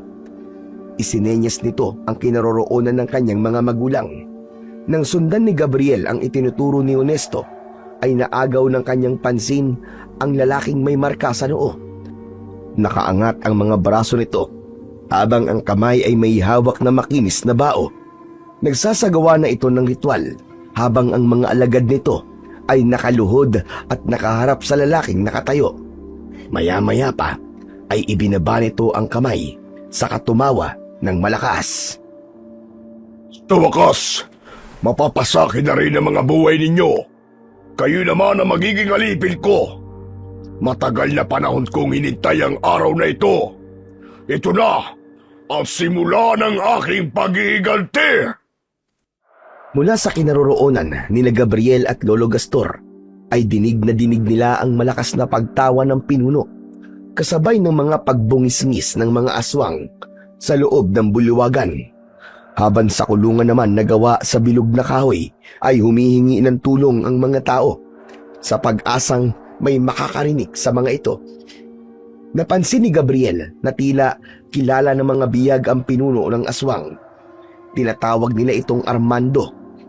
Si Lolo Gastor naman hindi makapagsalita habang titig na titig sa kinaroroonan ng pinuno ng aswang na bungis-ngis. Bakit po, Lolo? Kilala niyo po ba lalaking yon? Ang markas sa kanyang noo ay natatandaan ko. Kilala ko siya, Gabriel. Siya ang lalaking biktima ng pambubugbog ng mga tao sa baryo. At ang mga nakakulong sa kulungan ay ang mga taong unang nanakit sa kanya. Maliwanag na isa itong uri ng paghihiganti. Bakit naman po niya gagawin yon, Lolo Gastor? Dahil pinaratangan siya na isang aswang. Hindi ko lubos na kilala ang pagkatao niya, pero talagang naging malupit sa kanya ang mga tao. 15 taon nang nakakalipas bago siya bumalik. At ang pagkakaroon niya ng kapangyarihan ang naging dahilan para manggulo sa mga taong nananakit sa kanya. Pero, saan po niya nakuha ang kapangyarihan bilang isang pinuno ng aswang na bungis-ngis? Diyos ko, kung hindi ako nagkakamali, ang matandang tumulong kay Armando ang nagbigay ng kapangyarihan sa kanya. Maaaring nahawa siya ng pagiging aswang ng matanda. Ngunit pagkalipas lamang ng 1 buwan, nabalitaan na namatay ito dahil sa pagtugis ng mga tao. Ang buong akala naman ng mga tao ay kasamang namatay doon si Armando. Bumundol ang kaba sa dibdib ni Gabriel nang mabuo sa isip niya ang posibilidad na pagkatapos tulungan ng matanda si Mang Armando ay pinatay ito saka gumawa ng paraan para isipin ng mga tao na patay na rin ito. Kung ganon, Tama ang iniisip mo, Gabriel. Siya ang pumatay sa matanda. Masamang tao siya at walang awa kung pumatay. Pareho silang nagulat ni Lolo Gastor nang biglang lumingon si Mang Armando sa direksyon ng pinagtataguan nila. Kasabay ng pagkangisi nito ang unti-unting pagbabago ng anyo ng pinuno ng aswang. Gumuhit sa mukha nito ang tila nahihiwang labi na halos umabot sa tenga nito. Lumitaw ang malasibat nitong mga ngipin kasabay ng pagpula ng mga mata. Nagbago ang anyo nito at naging isang nakakatakot na aswang. Umalingaw-ngaw ang makapanindig balahibo nitong pagtawa saka malakas na sumigaw. Hulihin ang mga taong yan at dalhin sa akin! Mabilis ang pagkilos ng may 20 alagad na aswang na bungisngis. Sumugod ang mga ito sa kanila. Si Honesto, matapang na bumaba sa bulwagan ng pinagdadausan ng ritual, habang ang mga kamay nito ay nagliliwanag na kasing kulay ng ilaw ng alitaptap. Sina Lolo Gastor at Gabriel ay sinalubong ang mga aswang na papalapit sa kanilang pinagtataguan. Gamit ng matanda ang tungkod nito, ay inatake nito ang mga aswang. Bawat pagpalo sa katawan ng mga aswang ay bumabagsak ang mga ito sa sahig ng kuweba. Madali rin itong naiiwasan ang mga kalaban dahil sa kakayahan nitong maglaho. Kasunod naman ng pagsuntok ni Gabriel sa muka ng kalaban, bawat tamaan ng kanyang nagliliyab na kamao ay nagkikikisay ang mga ito at nasusunog ang katawan. Ang pinuno ng mga aswang na si Mang Armando ay naupo sa upuan na gawa sa bato habang nakangising tumatawa na pinapanood kung paano silang makipaglaban. Si Honesto, Agad na naigapos sina Aling Milin at Mang Sergio, saka mabilis na nailayo at nailabas sa lugar na yon. Samantala, tuluyan nang nakababa si Gabriel sa bulwagan ng pinuno ng mga aswang, habang ang ingay na naririnig niya ay ang mga sigaw ng mga taong humihingi sa kanya ng saklolo. Tumayo ang pinuno ng aswang at titig na titig sa kanyang muka. Ikaw pala ang batang pinagkalooban ng ermitanyong si Tatay Gastor. Kilala ko siya dahil minsan na siyang naikwento sa akin na matandang gumawa nito sa akin. Tumutugma ang kanyang itsura sa kwento ng matanda. Kaya kung ayaw mo matulad sa mga taong nakakulong na yan, ibigay mo sa akin ang mutya ng nag-aapoy na alitap-tap. Hindi ako natatakot na makulong. At lalong hindi ako natatakot sa'yo. Maya-maya pa ay narinig ni Gabriel ang yabag ng paa ni Honesto. Tumabi ito sa kanya habang nakalitaw ang malaapoy na liwanag sa kanilang mga kamay. Habang ang mga alagad ng pinuno ay tuluyan na nilang natalo at napaslang. Umalingaw-ngaw ang sigaw ni Honesto nang tawagin ito ang pangalan ni Lolo Gastor. Lolo Gastor! Dali niyo sila Tiyo at Tia sa ilog! Iligtas niyo po sila! Nasa labas sila ng kuweba! Kami na lamang po ang bahalang humarap sa mga halimaw na to! Sige, mag-iingat kayong dalawa. Mapanganib siya. Babalik kami rito kapag natanggal na ang hawa ng aswang sa katawan nila. Sa oras na mapaslang niyo siya, saka lang mawawala ang hawa ng aswang sa katawan ng mag-asawa. Kaya kailangan ninyong magtagumpay. Hindi sila magtatagumpay dahil papatayin ko sila para sa mutya. At ikaw naman tanda, magtago ka na sa lahat ng sulok ng kagubatang ito dahil ikakalat ko ang dugo mo sa lupa. Tumigil ka! Siguradong dugo mo ang huling papatak sa sahig ng kuwebang ito! Isang mabilis na pag-ikot sa ere ang ginawa ng matanda bago ito tuluyang naglaw. Saka naman binalingan ni na Honesto at Gabriel ang nakangising pinuno ng mga aswang. Tahimik ang paligid dahil nagdasal ang mga biyag. Hiniling nilang magtagumpay ang magpinsan laban sa aswang na bungisngis. Ngunit nagulat silang lahat nang lumitaw ang kulay pulang usok sa kamay ni Mang Armando. Gabriel, mag-iingat ka! May kapangyarihan din siya na kayang tumapat sa kapangyarihan ng ating mutya. Nasabi na sa akin ni Lolo Gastor yan, kuya. Ang sabi niya, matatalo natin ang pinuno kapag pinagsama natin ang lakas ng ating mga mutya. Akala ba ninyo, kayo lang ang merong kapangyarihan? Ang mutyang nasa katawan nyo ang kukumpleto sa pag-ahari ko sa baryong ito. Hindi na ninyo mararanasan kung paano magkaroon ng normal na buhay dahil gagawin kong impyerno ang mga buhay ninyong lahat katulad ng ginawa nyo sa buhay ko. Matitikman nyo ang aking pag-iiganti! Pero hindi pa rin ibig sabihin nun na mandadamay ka ng mga inosenteng tao. Ngayon, marami ka nang napapatay. Masahol ka pa sa mga taong naging malupit sa'yo. Hindi ako malupit dahil buhay pa naman sila. Kaya naman ang mga taong kumukontra sa lahat ng ginagawa ko, sila lamang ang pinapatay ko. Ang mga taong wala nang ginawa kundi palaging mainitin ang ulo, walang kasiyahan sa buhay at palaging mga nakasimangot. Sila ang madaling nahahawa ng pagiging aswang. Magpasalamat na lamang kayo at buhay pa rin kayo hanggang ngayon. Magpapasalamat kami kapag nawala ka na sa mundong to. Wala ka nang ipinagkaiba sa demonyo. Kaya ang nararapat sa'yo, parusahan at sunugin sa impyerno. Tuluyang hindi nakapagtimpi sa galit si Honesto. Ito na mismo ang sumugod sa pinuno ng aswang. Ngunit sinalubong ito ng malakas na kulay pulang usok na bumalot sa leeg ng kanyang pinsan. Isang bolang apoy ang pinakawalan ni Gabriel at tumama yon sa mukha ng kalaban. Ngunit hindi ito natinag. Kaya naman, mataas siyang tumalon para muling umatake sa pinuno. Gamit ang kanyang kamao, tumama ang kanyang suntok sa mukha at dibdib ni Mang Armando.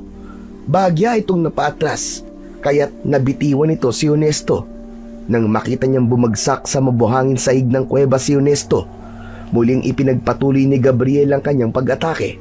Ngunit nakaiwas si Mang Armando, saka gumanti ng pagsaksak sa kanyang dibdib gamit ang kuko nito.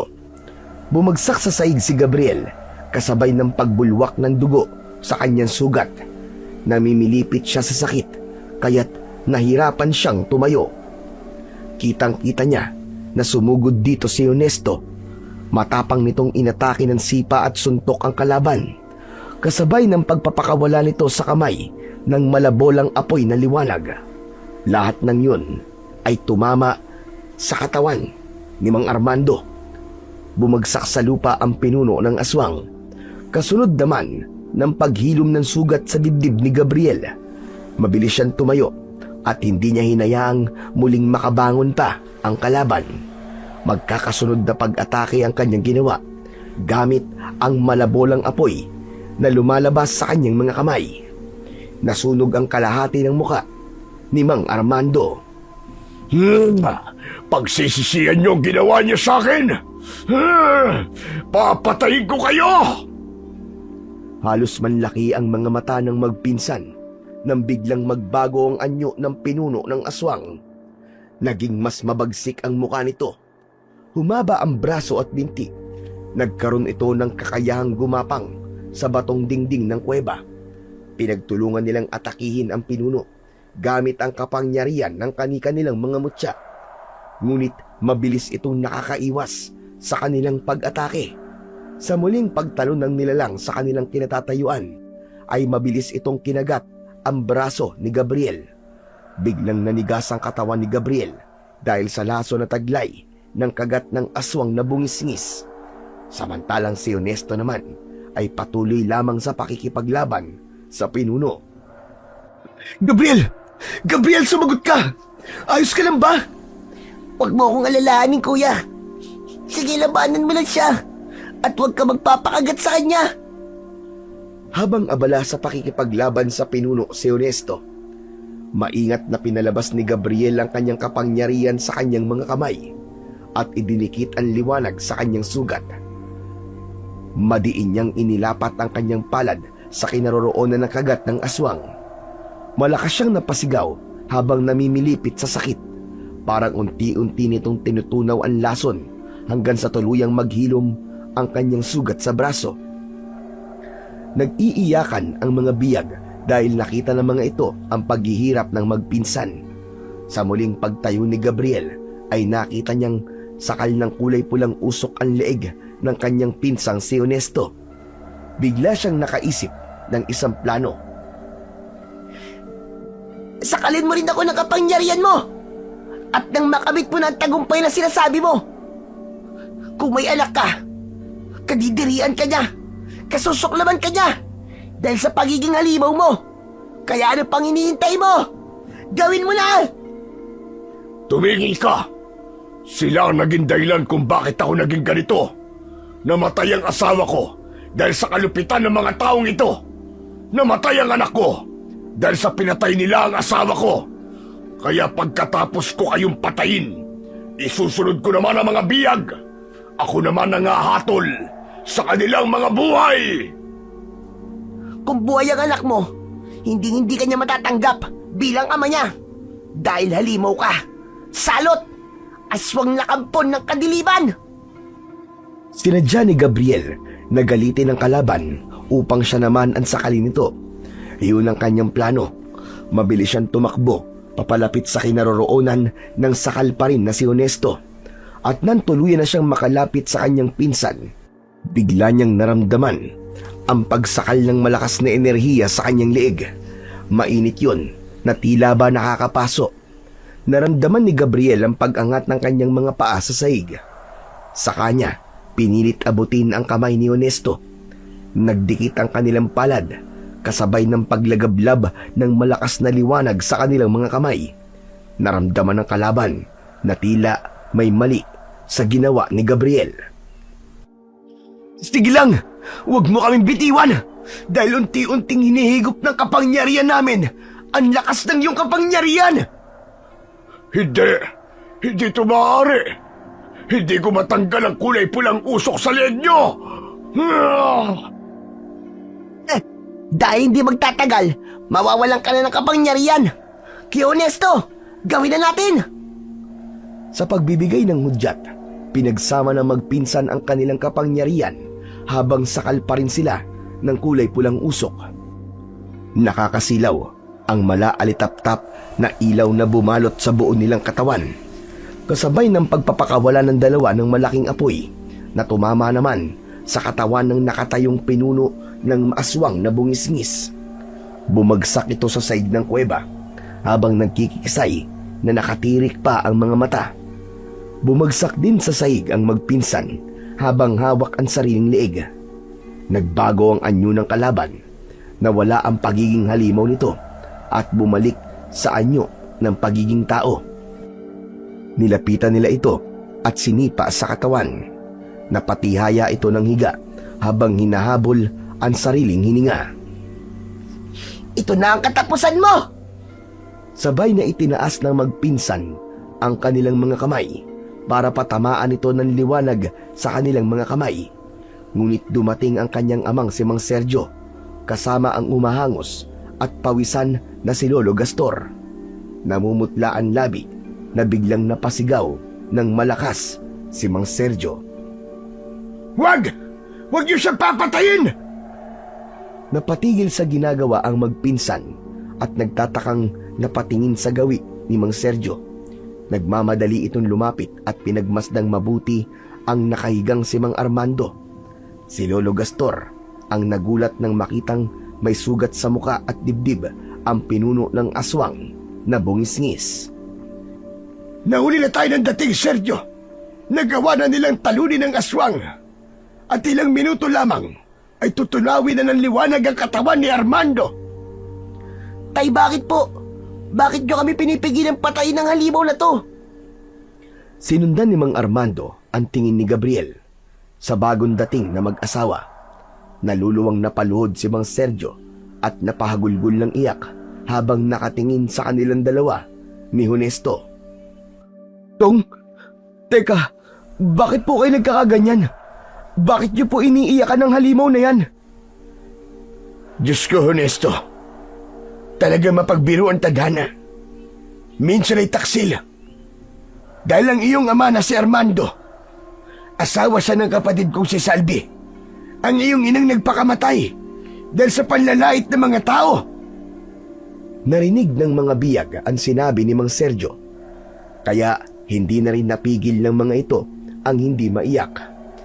Habang pinakawalan ng mga ito ni Lolo Gastor mula sa kulungan, lumapit ang mga biyag sa nakahigang si Mang Armando at humingi ng tawad. Si Honesto napaluhod habang nanginginig ang kamay na hinawakan ng palad ng kanyang tunay na ama. Umagos ang masaganang luha sa mga mata nito. Kuya, ikaw ba yan? Hindi kita nakilala dahil nasaan yung aswang ka. Patawarin niyo ako. Nagpadala ako sa galit. Hindi ko alam na buhay pa ang aking anak. Ang anak namin ni Salvi. Inalagaan ko ang anak niyo at hinanap ka. Kaya lang, nakarating sa amin na patay ka na, kasama ng matandang tumulong sa'yo. Planado ng matandang yon na sirain ako sa mga tao para mailipat niya sa akin ang pagiging aswang. Gumawa siya ng mga kwentong makakasama sa pagkatao ko para malayasan lumapit sa akin. Kaya nang malaman ko buong katotohanan, ay pinatay ko siya. Siya rin ang naging dahilan kung bakit labis ako nasuklam sa mga tao. Sinabi niyang pinatay ng mga tao ang asawa ko. Patawarin mo ko, Honesto, anak. Pati ikaw, muntik ko nang mapatay. Sunod-sunod na pag-ubo ang ginawa ni Mang Armando, kasabay ng pagsuka ng dugo. Hindi na napigilan ni Honesto ang kanyang sarili at mahigpit nitong niyakap ang katawan ng ama. Tay! Tay, wag naman po! Huwag niyo po akong iiwan. Patawad. Patawad, anak. Kung alam ko lang na buhay ka, hindi ko na naising maging masama. Hindi na natapos nito ang mga sasabihin. Lumabas ang dugo sa ilong, tenga at bibig ni Mang Armando. Mula sa sugat nito sa muka ay biglang gumapang ang apoy sa katawan nito. Tay! Tay, mahal na mahal ko kayo! Patawarin niyo ako, Tay! Tay! Tuluyan nang natunaw ang katawan ni Mang Armando habang yakap ito ni Honesto. Parang pinipiga ang dibdib ni Gabriel nang makita ang sinapit ni Mang Armando at ang paghinagpis ng pinsan niyang si Honesto. Niyakap ito ni Mang Sergio at ni Aling Milen, habang ang luha naman sa mga mata ni Gabriel ay tuluyang umagos sa kanyang pisngi.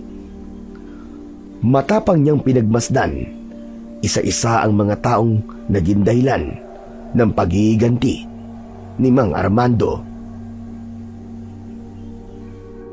Ngayon, ay alam na po ninyo ang idinulot ng pagiging malupit nyo sa isang tao.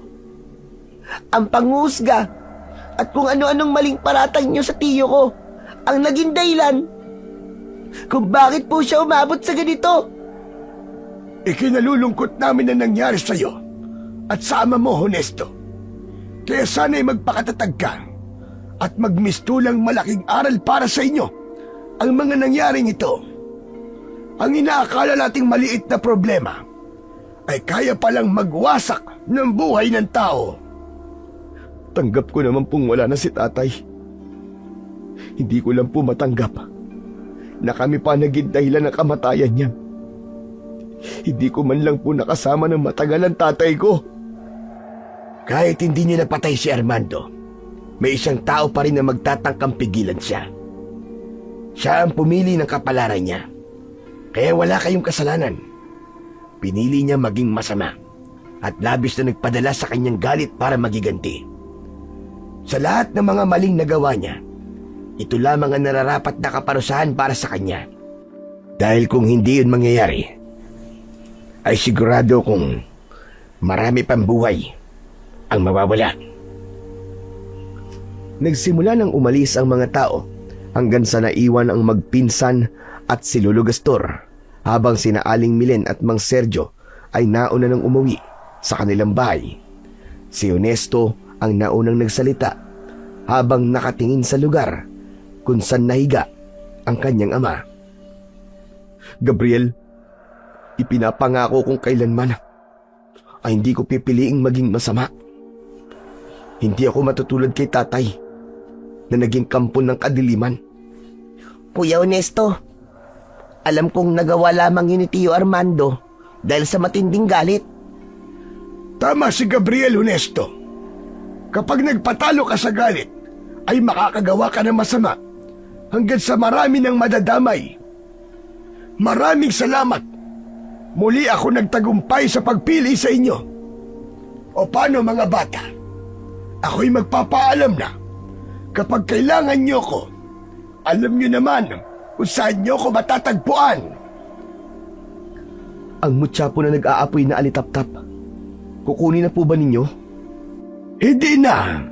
Hindi ko na yan babawiin. Dahil habang buhay nang nasa katawan nyo ang mutya. Kaya naman, gamitin nyo lamang yan sa kabutihan. Maraming salamat po sa tulong nyo, Lolo Castor.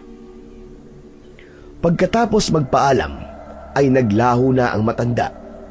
Silang dalawa naman ni Honesto ay magkasabay na naglakad palabas ng kuweba hanggang tinaak nila ang daan pauwi sa kanilang bahay. Taglay ang mutya ng nag-aapoy na alitap-tap. Kasabay ng paglalakad nila ang mga taong nakaligtas sa bagsik ng hawa ng aswang. Bagamat nakaligtas sila, ngunit ang marka ng kanilang mga sugat sa katawan ay nagsisilbing alaala nila na minsan nang dahil sa pangbubuli sa isang tao, maraming buhay ang nawala, naulila at naparusahan. Kaya naman, yun na rin ang simula ng pagkakaroon ng pagbabago sa baryo ng San Banis. Pinatawad nila ang mga nagkasala at nagkaroon ng pagkakaisa ang mga tao. Naging magiliw sila sa isa't isa at nagkaroon ng respeto sa buhay ng iba. Ang dating baryo na iniiwasan, ngayon ay nilalapitan na ng mga dayuhan dahil sa pagiging magalang at masayahing mamamayan. Walang makapagsabi kung paano nagsimula ang pagbabagong yon, ngunit alam ng magpinsan ng dahilan kung bakit tuluyang nabago ang mga tao sa baryo. Ang pagpaparatang ng mali sa kapwa ay maaaring magdulot ng kasamaan sa taong hinahatulan. Magdudulot ito ng pagiganti at pagtahak ng maling landas.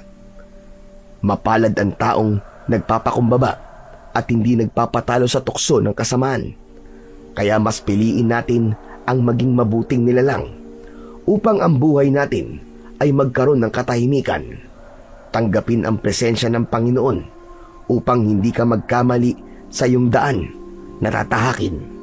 Dahil ang pagmamahal sa kapwa ay katumbas rin ng pagmamahal mo rin sa dakilang lumikha.